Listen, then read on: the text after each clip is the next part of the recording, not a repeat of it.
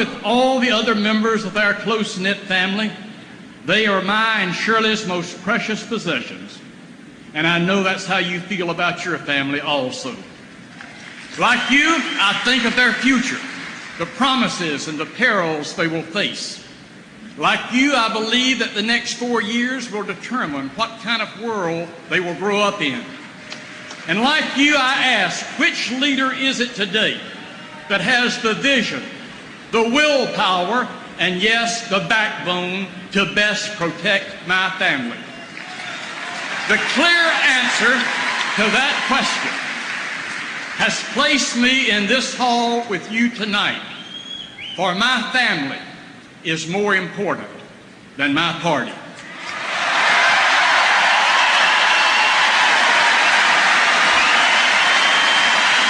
There is but one man to whom I am willing to entrust their future, and that man's name is George W. Bush.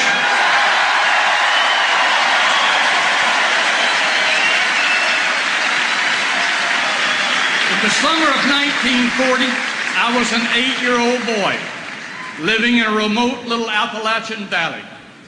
Our country was not yet at war, but even we children knew that there were some crazy men across the ocean who would kill us if they could. President Roosevelt, in a speech that summer, told America, all private plans, all private lives have been, in a sense, repealed by an overriding public danger. In 1940, Wendell Willkie was the Republican nominee. And there is no better example of someone repealing their private plans than this good man. He gave Roosevelt the critical support he needed for a peacetime draft, an unpopular idea at the time.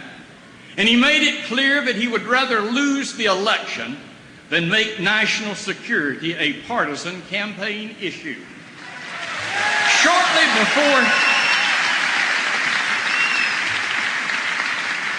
Shortly before Willkie died, he told a friend that if he could write his own epitaph and had to choose between "Here lies a president" or "Here lies one who contributed to saving freedom," he would prefer the latter.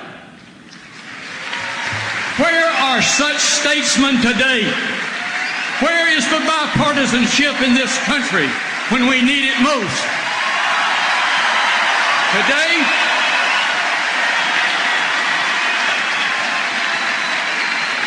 Today, at the same time, young Americans are dying in the sands of Iraq and the mountains of Afghanistan. Our nation is being torn apart and made weaker because of a Democrat's manic obsession to bring down our commander-in-chief. What has happened to the party I've spent my life working in? I can remember when Democrats believed it was the duty of America to fight for freedom over tyranny.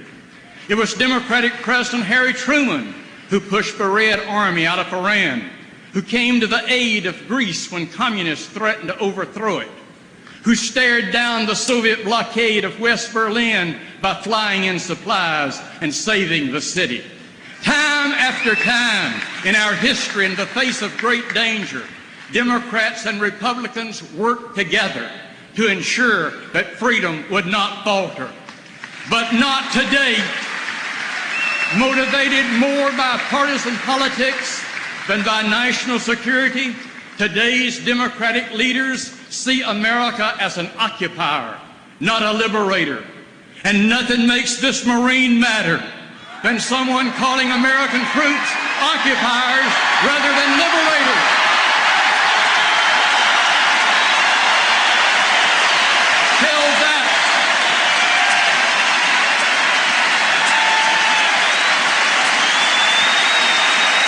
Tell that to the one half of Europe that was free because Franklin Roosevelt led an army of liberators, not occupiers.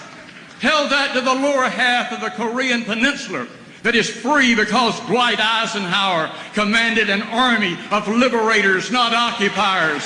Tell that to the 500 million men, women, and children who are free today from Poland to Siberia because Ronald Reagan rebuilt a military of liberators, not occupiers.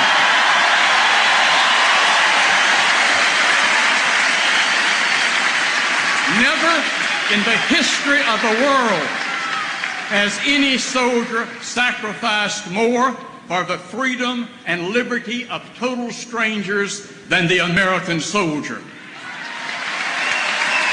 And our soldiers don't just give freedom abroad, they preserve it for us here at home. For it has been said so truthfully that it is the soldier, not the reporter, who has given us the freedom of the press. It is the soldier, not the poet, who has given us freedom of speech. It is the soldier, not the agitator, who has given us the freedom to protest. It is the soldier who salutes the flag, serves beneath the flag, whose coffin is draped by the flag, who gives that protester the freedom he abuses to burn that flag.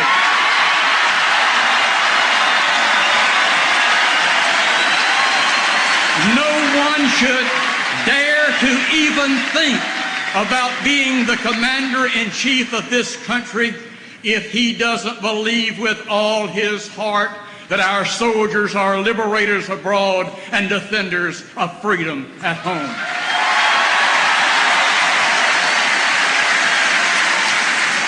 But don't waste your breath telling that to the leaders of my party today. In their warped way of thinking, America is the problem, not the solution. They don't believe there's any real danger in the world except that which America brings upon itself through our clumsy and misguided foreign policy. It is not their patriotism, it is their judgment that has been so sorely lacking. They claimed Carter's pacifism would lead to peace. They were wrong. They claimed Reagan's defense buildup would lead to war. They were wrong. And no pair has been more wrong, more loudly, more often than the two senators from Massachusetts, Ted Kennedy and John Kerry.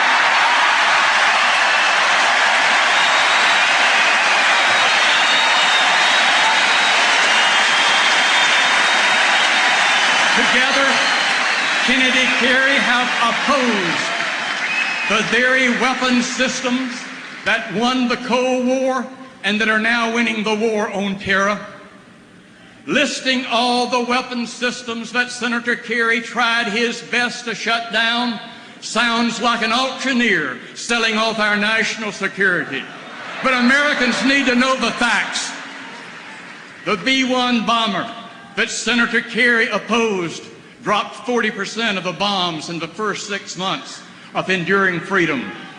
The B-2 bomber that Senator Kerry opposed delivered airstrikes against the Taliban in Afghanistan and Hussein's command post in Iraq.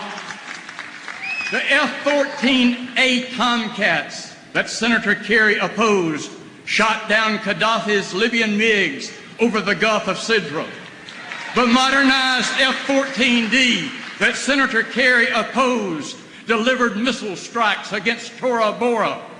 The Apache helicopter that Senator Kerry opposed took out those Republican Guard tanks in Kuwait in the Gulf War. The F-15 Eagles that Senator Kerry opposed flew cover over our nation's capital and this very city after 9/11. I could go on and on and on against the Patriot missile that shot down Saddam Hussein's Scud missiles over Israel, against the Aegis air defense cruiser, against the Strategic Defense Initiative, against the Trident missile, against. This is the man who wants to be the commander-in-chief of the U.S. Armed Forces. U.S. forces armed with what? Spitballs?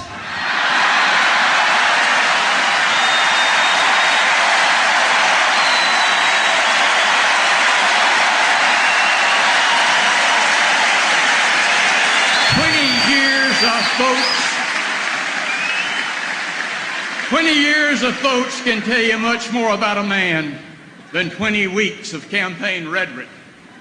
Campaign talk tells people who you want them to think you are.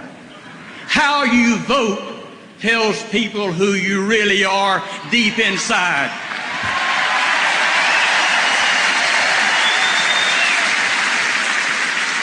Senator Kerry has made it clear that he would use military force only if approved by the United Nations. Kerry would let Paris decide when America needs defending. I want Bush to decide. John Kerry, who says he doesn't like outsourcing, wants to outsource our national security. That's the most dangerous outsourcing of all. This politician wants to be leader of the free world. Free for how long? For more than 20 years, on every one of the great issues of freedom and security, John Kerry has been more wrong, more weak, and more wobbly than any other national figure. As a war protester, Kerry blamed our military. As a senator, he voted to weaken our military. And nothing shows that more sadly and more clearly than his vote this year to deny protective armor for our troops in harm's way, far away. George W. Bush understands that we need new strategies to meet new threats. John Kerry wants to refight yesterday's war. President Bush believes we have to fight today's war and be ready for tomorrow's challenges. President Bush is committed to providing the kind of forces it takes to root out terrorists, no matter what spider hole they may hide in or what rock they crawl under. George W. Bush wants to grab terrorists by the throat and not let them go to get a better grip. For John Kerry, they get a yes, no, maybe bowl of mush that can only encourage our enemies and confuse our friends. I first got to know George W. Bush when we served as governors together. I admire this man. I am moved by the respect he shows the First Lady, his unabashed love for his parents and his daughters, and the fact that he is unashamed of his belief that God is not indifferent to America.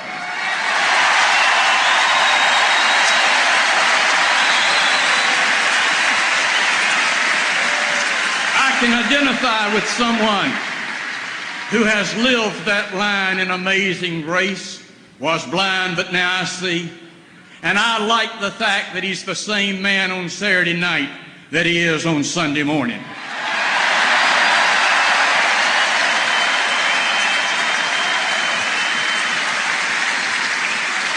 He is not a slick talker, but he is a straight shooter.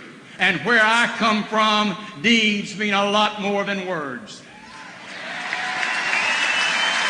I have knocked on the door of this man's soul and found someone home. A God-fearing man with a good heart and a spine of tempered steel. The man I trust to protect my most precious possession, my family. This election will change forever the course of history. And that's not any history, it's our family's history. The only question is how. The answer lies with each of us. And like many generations before us, we've got some hard choosing to do. Right now, the world just cannot afford an indecisive America. Faint-hearted self-indulgence will put at risk all we care about in this world. In this hour of danger, our president has had the courage to stand up, and this Democrat is proud to stand up with him. Thank you. God bless this country, and God bless George W. Bush.